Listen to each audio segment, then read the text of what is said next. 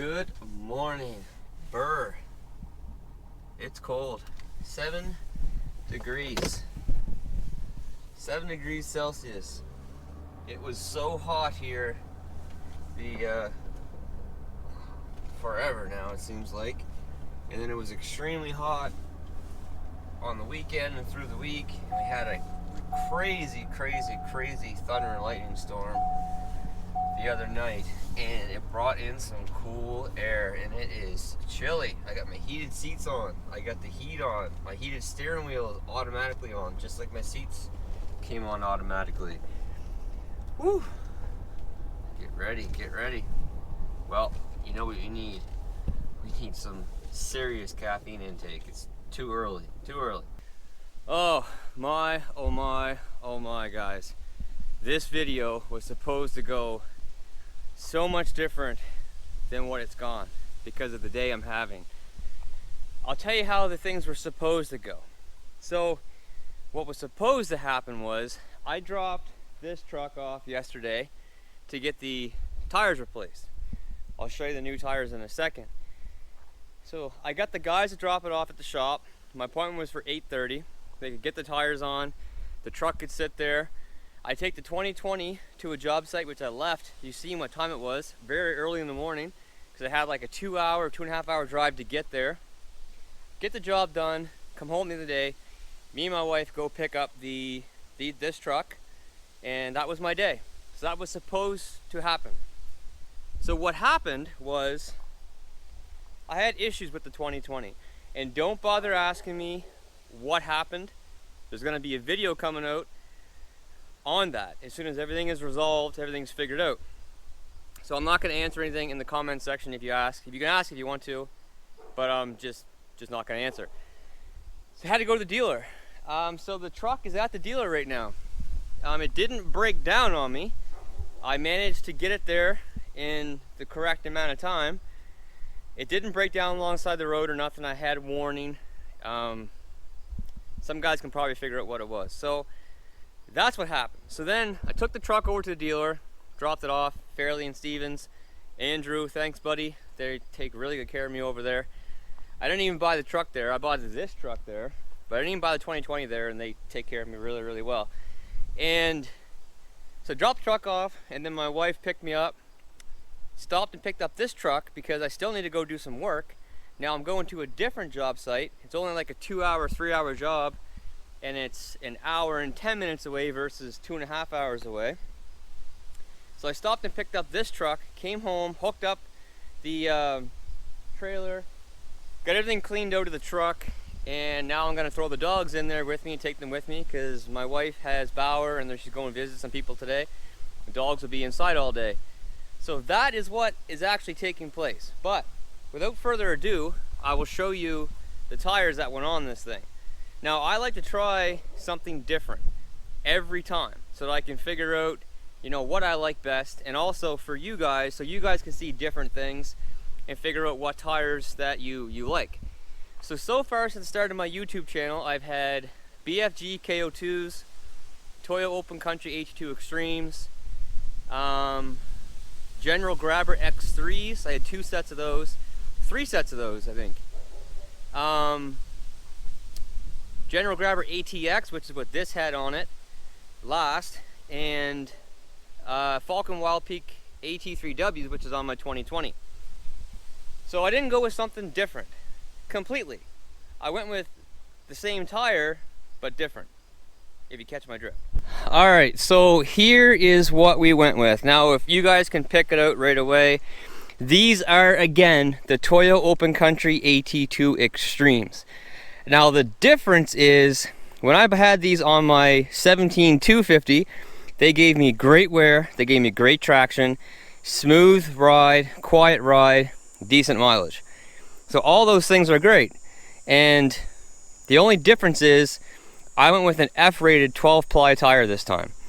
And I did that because this truck sees a lot of bad situations and a lot of highway driving, a lot of towing trailers. And my ATX did not hold up. I'll get to that in a second. So for all those reasons, I went with this tire again. And another reason was I asked to get a price on the Wild Peaks in this size, 35, 12, 50, 18. So yes, these are 35, 12, 50, 18. And these were actually cheaper than the E-rated Falcon Wild Peaks that I could get. Toyos, cheaper. Now I wanted to try the new AT3s, but I was told from my dealer that I got these tires from that they're not available in Canada or around here until January. So maybe that's why these are a bit cheaper, because it's like their outgoing model. I'm not sure. But anyway, so I tried, I couldn't get them. So this is what we're going with. And it's so funny, since I've had 37s on my 2020, that these 35s just look so small. They look so small. But here are the grabbers. Now, I kept 2 of them because 2 of them aren't bad. Like, 2 of them, they have lots of life left in them. If all 4 tires looked like this, I would have ran these until probably November, December, and then I would have put a brand new set on in November and in December when it starts to be snow plowing season. These would have lasted no problem.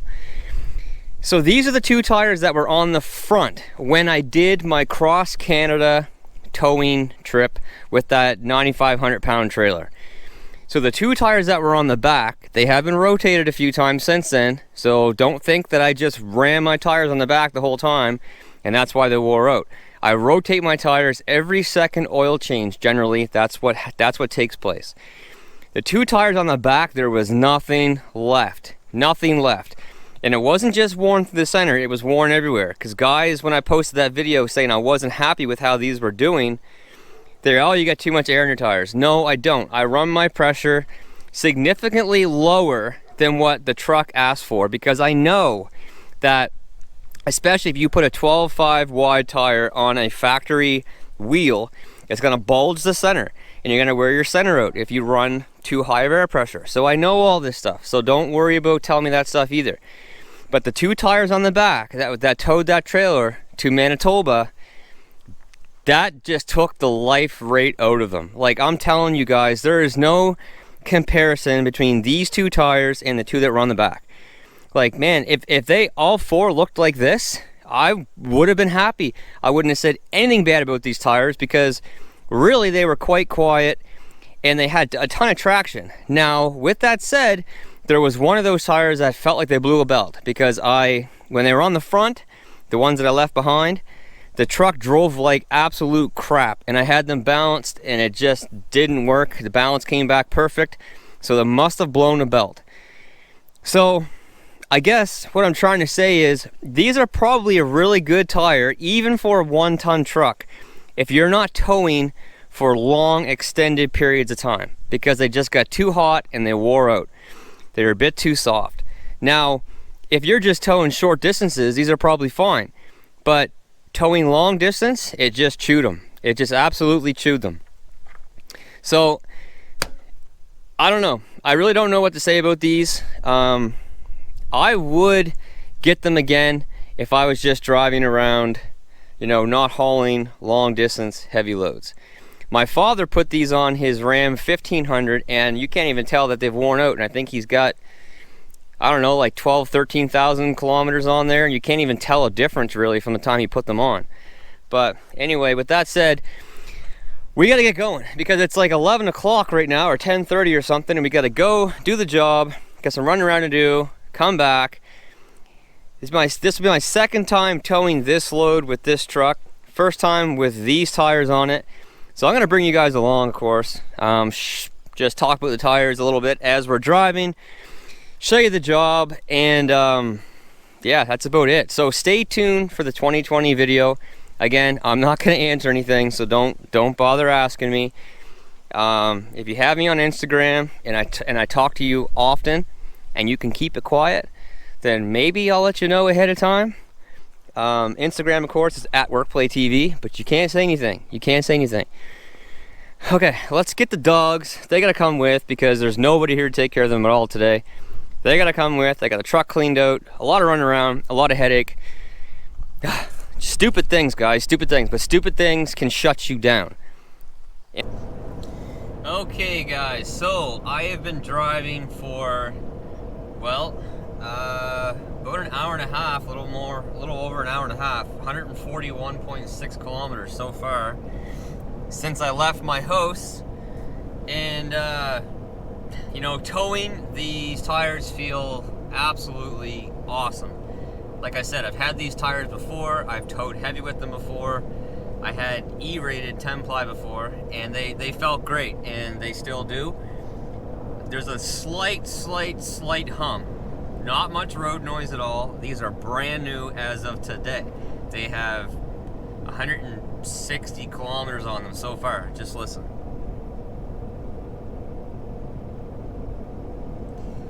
So there's a slight hum. That's a pretty deep lug. You know, these being the extremes, it has more tread. If you just get the regular AT2s, the tread depth isn't quite as much.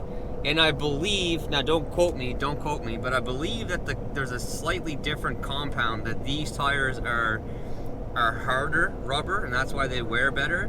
But because the AT2s, they have the 3-peak snowflake rating or whatever, and these ones don't. The extremes don't. So that's what I've been told. Don't quote me on it, but it makes sense that this tire would be in a little bit harder compound, wouldn't have the snowflake, but just the regular AT2 would. So how true to size do they run? These actually run fairly close to size. Like, a lot of times if you buy a 35, 12.5, 50 tire, you're not getting close to that. Probably the truest size that I've seen in that size was the BFG KO2. But right now I have my cruise set at 106 kilometers an hour, if you guys can see that. And I got my GPS app up here, and I'm bouncing back and forth between 108 and 109. So the truck is, you know, off because the tire size now is bigger than what it came from factory. And I can say one thing. Well, I can say a couple things. So this is the longest driving this truck that I've driven with my excavator behind me, my 4-ton. And there's a couple things. This seat is so uncomfortable compared to my Platinum, my 2020. Like, I don't think I'd be able to do this cross-country drive again in this truck now that I've had those Platinum seats. I don't think I would. I've been trying to find a Platinum seat actually to put in my 550 because I just find these XLT seats. These are the power seats. This one and my 550 have power seats, but it's not power lumbar. It's just power up and down and back and forth. I find these seats extremely uncomfortable. I don't like these seats at all. Now, the next thing I noticed is there is a huge acceleration and power difference between this truck and my 2020 with that 10-speed. Huge difference. When I merged on the highway today, I pretty much gave it everything it had because there was a vehicle coming from a distance, but they were in that iffy spot of, do I slow down and let them in, or do I speed up and beat them? And I was going up a slight grade. So I sped up, and I did beat the person. He was actually driving a transport truck. But it took a long time to get up to speed that I would have been up to very quickly in my 2020. And then the next thing is this definitely chews through more fuel than my 2020. Now, I did that test there a little while ago, and they were basically identical, even though my 2020 is on 37s. But I don't know. If you guys know if they increased the fuel tank size at all from the 2020, just standard fuel tank, from the 2019s. Because I'm down to just under half a tank. It wasn't completely full when I left, but it was pretty close. And right now with my tire size being off, my trip, fuel gauge is going to be off as well. And I'm getting 27.6 liters per 100 right now. And in my 2020, I get like 21. But anyway, so getting back to the tires, I wouldn't have gone back to these tires if I didn't like them. I do like them. I think they're a great tire. They held up really well on my 250. and these should hold up even better being F-rated and 12 ply. And I want to keep, like, I don't want to be chewing through tires like I did with my last set. I want, you know, I'll spend a couple extra bucks for the F-rated 12 ply if I get an extra 20,000 kilometers out of them. It's absolutely worth it. So I was so excited to get off that job site and get out of there that I didn't show you guys what I was doing. But anyway, we're done. We're on our way home now. We're on some back roads. If anyone is watching this that's familiar with the area, we left Morristown, which is like, you know, up near Aylesford, and now we're heading down through the woods, going down to New Ross. I'm gonna stop in my folks for a sec, let the dogs out for a run. They're back here with me. Let the dogs out for a run and play with their dogs for a minute, and then head home. So guys, for this video, that's it. I came back to the Toyo Open Country AT2 Extremes because they worked well for me before. The price was great. They gave me an absolutely smoking price on these tires, and I know that they'll work well and they'll hold up, especially being F-rated. I'm really curious to see the difference in mileage that I get from an F-rated tire to an E-rated tire, because that's all I've ever run is E-rated, because I've gotten good mileage out of them, except for this set. These two tires, really, of the General Grabber ATX. So that's it for now, folks. So until next time, take care, stay safe, and we will see you then. Bye. All right, before we get into the video, look what we have. We've got the 550 in my yard for the first time in probably 2 months. I have not seen this truck for like 2 months. It still looks the same. I know it's darker now, you guys can't tell, but there's no new dents or damages or anything. The tires are holding up fairly decent. I know, again, it's dark. Those AU-less, whatever tires they're called. This side is wearing a little bit weird, but this side always did that, the passenger side, even with the Continentals. The back ones are wearing fairly decent. I don't know if I'm gonna get, I don't think I'm gonna get as much wear out of them as I got out of the Continentals. I will say that. I will say that the Continentals held up better, I think, towing than what these ones will. But what do we got here for mileage now on this thing? 86,000 kilometers.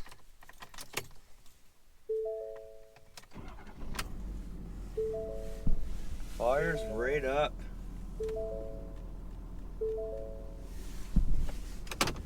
Alright, so I'm gonna go fuel this thing up so it's ready to go for the guys in the morning. The operators are switching out. One guy got home. The other guy's coming here first thing tomorrow morning. Typically what they do is they meet on the road, or the one guy just drives directly to site. But in this case, the guy that was coming home, he had to come home. So this is what's going on. Now, one thing I do want to check out is the S&B air intake.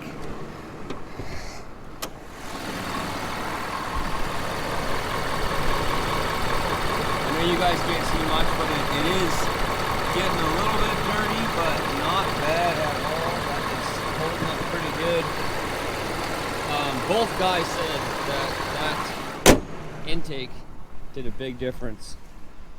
They're still getting much better mileage than what I was getting before, when I just had the stock intake. And it sounds so much better, especially at the low idles. It sounds so much better. But anyway, so a lot of people were asking for an update on this truck. There is the update.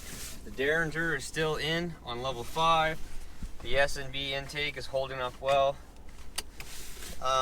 You know, the truck's just working. Like, this thing tows 30,000 pounds every day. Every day this thing is maxed out, and it has not let me down in any way.